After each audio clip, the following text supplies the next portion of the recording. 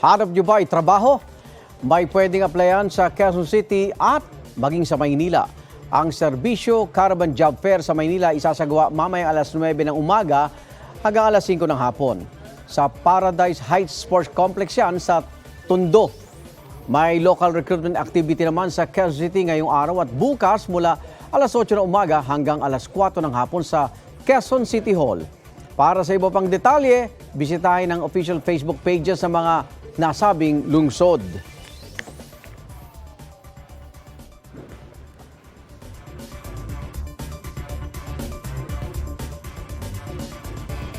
Igan, mauna ka sa mga balita. Mag-subscribe sa GMA Integrated News sa YouTube. Sa mga kapuso abroad, subaybayan nyo kami sa GMA Pinoy TV at sa www.gmanews.tv.